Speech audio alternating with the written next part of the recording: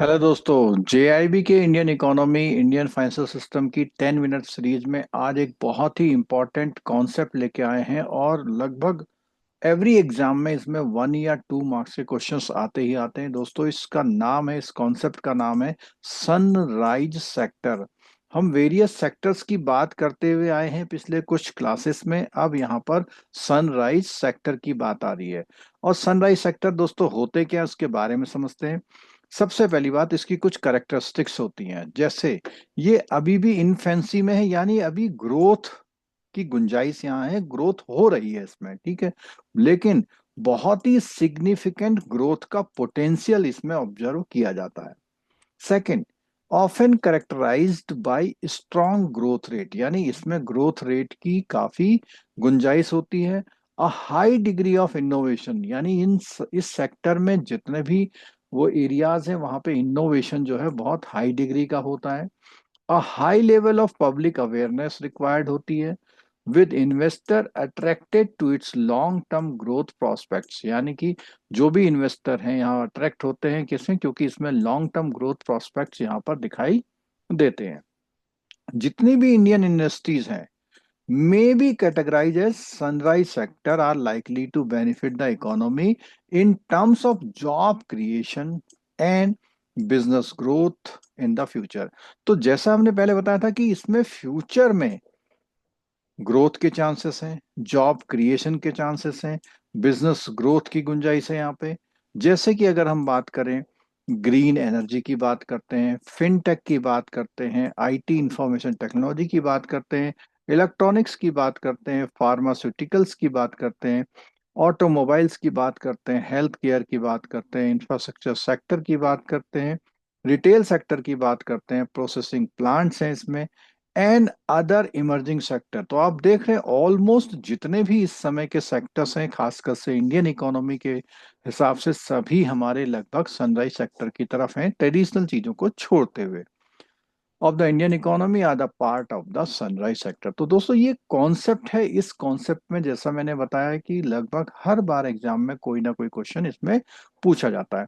अब दोस्तों इसमें जो क्वेश्चंस हैं उनके बारे में बात करते हैं और बहुत ध्यान से आप इन क्वेश्चनों का आंसर दीजिएगा। तो सबसे पहला क्वेश्चन है, which of the following best defines a sunrise sector in Indian economy. तो पहला ऑप्शन है, a sector is that is declining, बिल्कुल गलत है यहाँ पर। A sector that is mature and saturated, बिल्कुल गलत है। The sector in its infancy with high growth potential, ये बिल्कुल सही ऑप्शन है। D option, a sector dependent only on agriculture, बिल्कुल गलत है। तो इसका जो है केवल सी आंसर, जो सी इज द करेक्ट आंसर, क्योंकि हमने देखा था ये इन्फेंसी की स्टेज में है। ठीक है दोस्तों, पिछले 30 सालों में मोर देन 10 लाख से जो बैंकर्स हैं उन्होंने वीडियोस और पीडीएफ लेसन से हमारे जेआईबी सीआईबी और प्रमोशन एग्जाम को क्वालिफाई किया है। इसके और डिफरेंट कोर्सेज को एक्सप्लोर करने के लिए आप एनएस्तूर स्कूल ऑफ बैंकिंग .com पर जाकर एक्सप्लोर कर सकते हैं। आप लोग वीडियोस देखते हैं और लाइक करते हैं, उसके लिए थैंक यू। चलिए चलते हैं क्वेश्चंस की ओर। नेक्स्ट क्वेश्चन है, which of the following is not considered a sunrise sectors in India. इनमें से कौन सा सनराइज सेक्टर कंसीडर नहीं किया जाता है। रिन्यूएबल एनर्जी की बात करते हैं हम, और इलेक्ट्रिक व्हीकल की बात करते हैं, बायोटेक्नोलॉजी की बात करते हैं, और ट्रेडिशनल हैंडलूम की बात करते हैं। दोस्तों जब हम इसको डिस्कस कर रहे थे तो हमने बताया था ट्रेडिशनल बिजनेसेस को छोड़ते हुए, और वैसे भी रिन्यूएबल एनर्जी, इलेक्ट्रिक व्हीकल और बायोटेक्नोलॉजी तीनों ही यहाँ पर सनराइज सेक्टर के एग्जाम्पल हैं। ठीक है, तो यहाँ पर ये वाला आंसर यानी D answer is the correct answer, क्योंकि उन्होंने पूछा कौन सा नहीं है।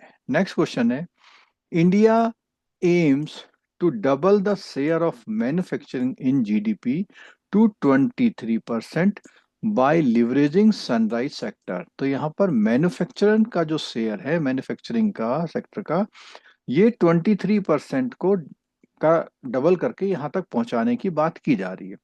Which of the following features make sunrise sector crucial for this goals. तो किन क्रूशियल पॉइंटों को देखते हुए ये इस गोल को अचीव करने के लिए कौन सा जो सेक्टर है वो क्रूशियल है। अगर हम बात करते हैं high rate of expansion and innovation, तो सनराइज में हमने देखा था, सनराइज सेक्टर में क्या था, एक्सपेंशन और इनोवेशन की गुंजाइश बहुत है, बिल्कुल ठीक आंसर है। Ability to attract investment and talent, बिल्कुल ठीक आंसर है, यानी कि इसमें एक से ज्यादा भी आपके ऑप्शंस जो हैं सही हो सकते हैं, क्योंकि which of the following features make sunrise sector crucial for this goal. Next है, नेक्स्ट ऑप्शन इसमें है हमारा रिडक्शन ऑफ इंपोर्ट डिपेंडेंसी। तो अगर सनराइज सेक्टर अच्छा काम करेगा तो क्या ये इंपोर्ट की डिपेंडेंसी को कम करेगा? अगर हम इस तरह से देखते हैं तो तीनों ही हमारे पॉजिटिव आंसर हैं। It means all of the above will be the correct answer. चलिए दोस्तों, इससे अगले क्वेश्चन की तरफ चलते हैं। तो अगला क्वेश्चन है हमारा, sunrise sector as fintech, health care, green energy are expected to create jobs for India's youthful workforce, build competitive global supply chains, increase India's GDP share in global value creation, only benefit urban areas। तो यहाँ पर भी इन options में से आपने बताना है कि ये जो सनराइज सेक्टर है इसमें क्या क्या एक्सपेक्टेड है। तो जैसे हमने बात की थी कि क्रिएट जॉब सनराइज सेक्टर का एक फीचर है, ग्लोबल सप्लाई चेन्स को कॉम्पिटिटिव बनाने का भी इसका एक ऑप्शन है, जीडीपी का शेयर बढ़ाएगा और आपका जो पूरा ग्लोबल वैल्यू है इसमें इंक्रीज करेगा, ओनली बेनिफिट अर्बन एरिया, ये इसका गलत है। तो इसका A B and C are the correct answer. ठीक है, नेक्स्ट क्वेश्चन की तरफ चलते हैं। नेक्स्ट क्वेश्चन है, consider the following,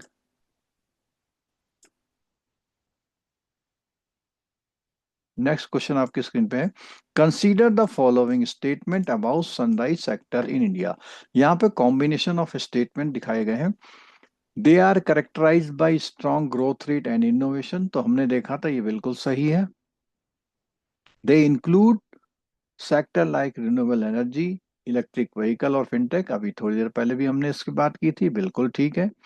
they are declining industries with low investor interest, तो हमने देखा था कि ये वाला जो ऑप्शन है, कौन सा वाला, थर्ड वाला ऑप्शन, डिक्लाइनिंग की वजह से ये सही नहीं है।